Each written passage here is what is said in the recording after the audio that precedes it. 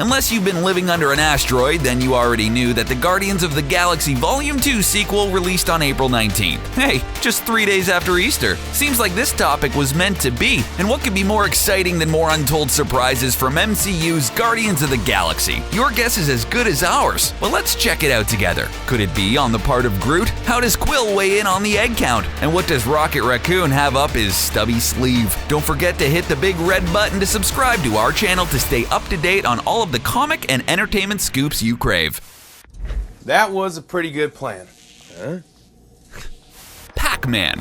Quill's in for a penny, or a quarter, and out with a pound. He and his strange dad, Ego, the Planet Man, are catching up, and Ego fills him in on some important stuff, like letting Peter know of his celestial heritage and the powers granted to him, one of which creating any blessed thing that bounces around in Star-Lord's imagination. Pacman, Skeletor, and Heather Locklear. Later, Ego recites one of Peter's favorite songs, Brandy, You're a Fine Girl, in his awesome, space cathedral house. Gee, Dad, you did okay for yourself. It turns out the Pops ain't as sweet as we think and tricks Peter for his own selfish plans. Quill's the key to this nefarious endgame, and if Ego succeeds, it means the end of millions of inhabited worlds. Before things got really weird between father and son, Ego divulged to Peter that he's only one of a multitude of offspring that he's sired throughout the galaxy, but he's the special one. He's the key, after all, possessing the celestial family traits. A chip off the old block. Quill takes the knowledge imparted by Ego and focuses more than he's focused before, and summons Pacman. Unfortunately for Skeletor and Heather Locklear, every warm-blooded 1980s boy didn't make an appearance. The struggle to stop Ego's destructive planet-ruining blob works, saving men, women, and children, human and alien alike, with the help of Pacman. The iconic yellow chomper wasn't Peter's masterstroke, but it did distract Ego enough to give his son the upper hand. Yeah, we know who you are.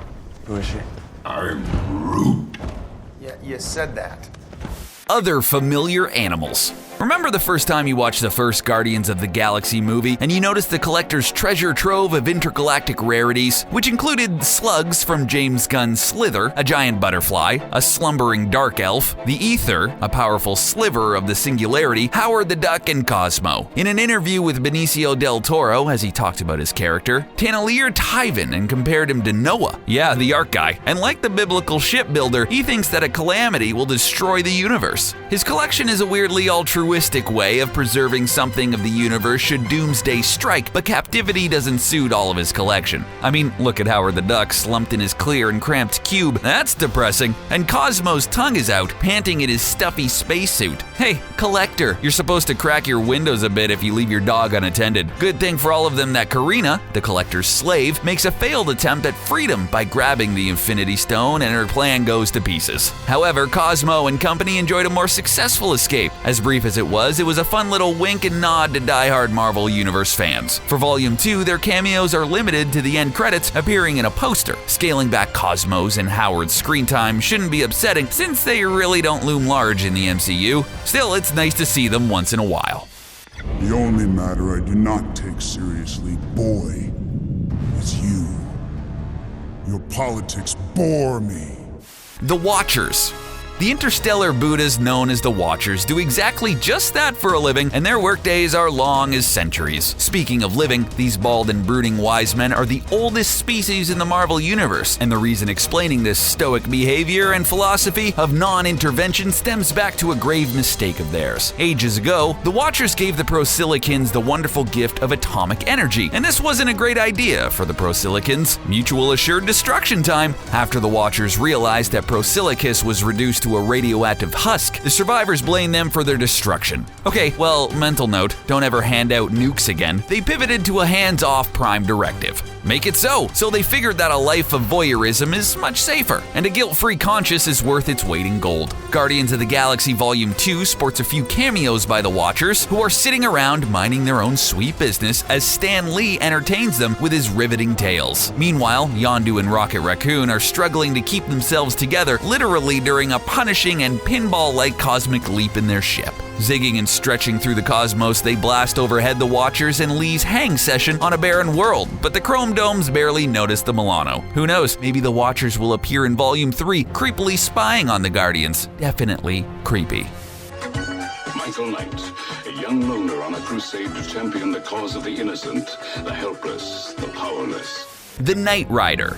David Hasselhoff is an enigma wrapped in a box that's further smothered in ripe and hairy cheese sauce, and he's huge in Germany. Amazingly, his career has spanned as many decades as Peter Quill's been in space. As a child, Quill looked up to the Knight Rider, so much that he told the lie that David Hasselhoff was his dad. But would that make him Planet Hasselhoff? At any rate, the 1980 superstar obviously is a reassuring image to Peter, and we see the Hoff a number of times in the sequel. Ego transforms into Zardu Hasselfrau, played by Hasselhoff, to put Peter more at ease. Maybe it's not the slow-mo footage of Baywatch Hoff jogging down the beach. However, it would seem that both of Star-Lord's heroes betrayed him. I know how you feel, but TV lied to me too. Another of the Hoff's cameos take place in the credits, of course. Bubble-bound cast members are shaking their booties to Awesome Mix Volume 2 in the end credits when Hasselhoff imparts a cryptic message that goes something like this. In these terms of great hardship, just remember that we are Groot. Whatever you say, Dave, but Star-Lord tells of his acting exploits to the team in a folkloric tale which doesn't work to impress them. No great loss, though. If Hasselhoff's Zardu Hasselfrau exists in the universe, maybe they'll get to meet him themselves. We do not do that to each other. We're Ravagers. We got a code. Yeah, and that code is steal from everybody. Yondu Udanta's trademark fin. Yondu's traditional look always made him appear like a 1959 gas-guzzling Plymouth, but man, what a smooth ride. You could say that it's as sharp as Udanta's whistle arrow. Michael Roker looks like a classic car kind of guy, who likes long drives down country roads while being trailed by a herd of shuffling, rotting zombies. Strange that Yondu's cranial ornament was trimmed down for the seminal Guardians of the Galaxy flick, but he's back, baby, in his old glory. But his trip to the body shop resulted from the traumatizing hostile mutiny of his gang, the handsome Ravagers, and it comes to a head when Nebula gives Yondu a new haircut with her blaster. Following some, let's say, friendly persuasion at the hands of the Ravagers, little Groot, Rocket Raccoon, and Yondu are tossed in the slammer. Quill's adopted father finally gets his legs back and about 3/4 of his head and comes up with a plan to escape. Groot is small enough to retrieve Yondu's classic fin, but this is not an easy task. Groot is able to come back with his personal effects, but he repeatedly screws up bringing back the wrong things. The well-meaning but dense sapling finally nails it and delivers with the goods. Or the good, for that matter. Yondu slips his new piece into place and stages an effortless jailbreak, courtesy of that lethal needle. Red Mohawk aside, the Guardians MCU Blue Man joins the group again and becomes a frickin' Guardians of the Galaxy. Except Groot didn't say frickin'. Look at Mr. Smiles over here. Where's your wife, old man? What a Class A prevert.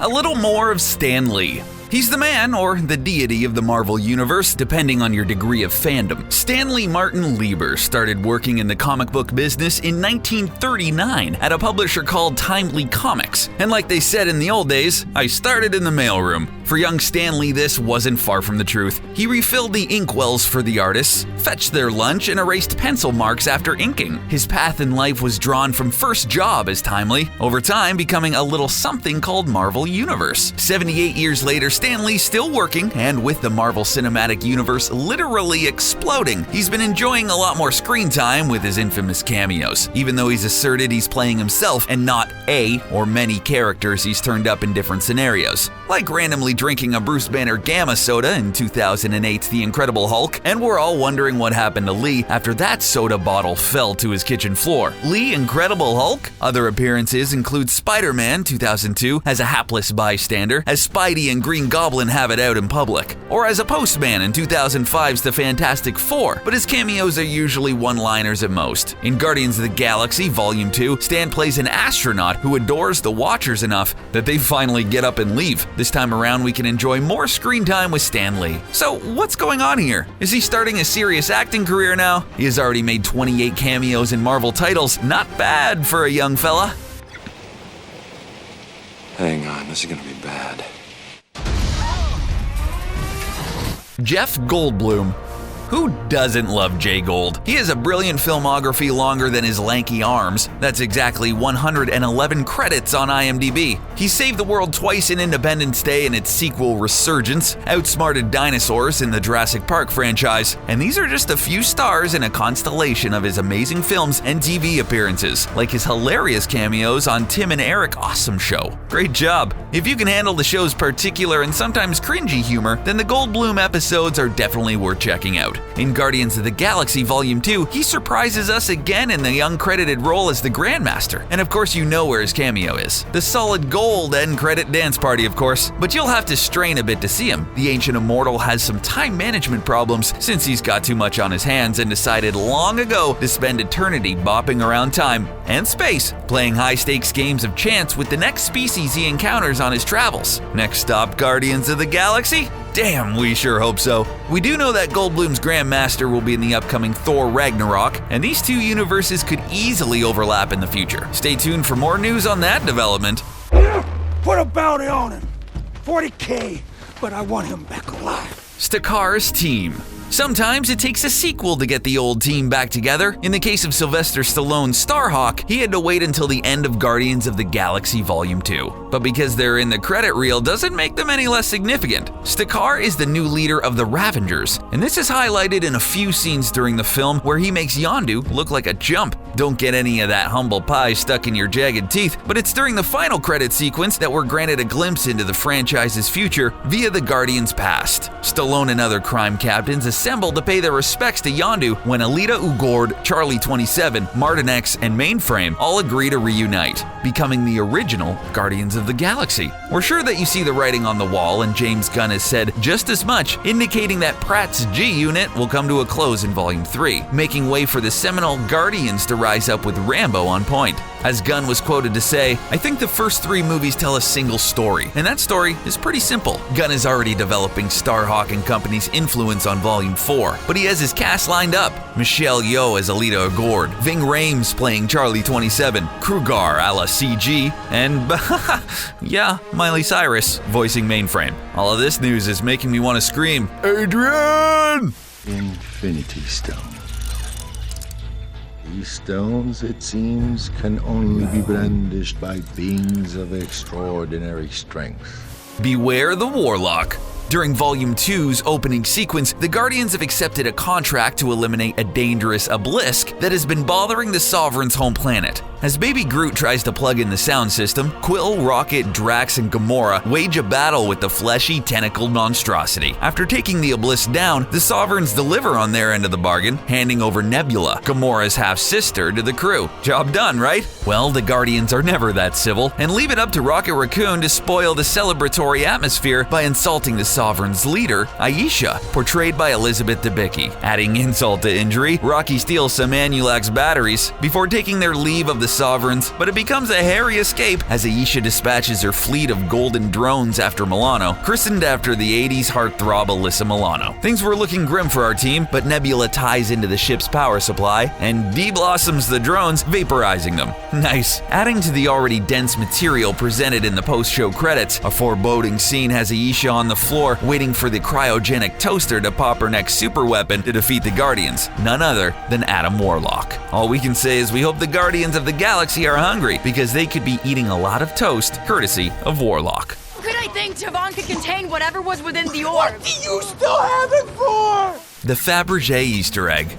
We're not talking about the priceless and rare Russian Easter egg per se, but we might as well be. If you're an expert and extremely observant movie junkie, you could actually get rich. In the first Guardians of the Galaxy movie, director James Gunn made a public dare to anyone who could find an Easter egg so well concealed that he offered a cool $100,000 for its discovery. That's a ballsy statement, but he's created a complete and layered universe for his characters to inhabit, and there are a lot of nooks and crannies to hide a golden egg. Just before the release of Volume 2, James Gunn, in an interview with The Independent, was asked the question whether another buried treasure would be in the sequel. He replied with a simple yes and said nothing more. It's a tantalizing notion that the surprise and its discovery would garner that much moolah, and who couldn't use that kind of scratch? But you have to have a sharp set of peepers to make such a groundbreaking discovery. As for the much coveted golden egg from the original blockbuster, it's never been claimed, although Gunn has conceded that some people have come very close to striking pay dirt. It's utterly brilliant that there's an Easter egg, wait,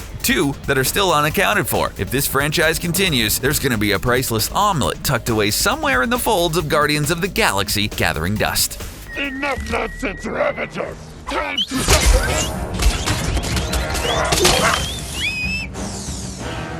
Alright, how's your hunger doing? Have we satisfied your movie sweet tooth? Or are you stuffed because James Gunn serves up more than plenty delicious surprises in Guardians of the Galaxy menu? What's your take on Volume 2's Easter eggs and all of the wonders that they represent? Did you find any other booty? Let us know in the comments below, and don't forget to subscribe to CBR and join the notification squad to stay up to date on all our coolest new videos.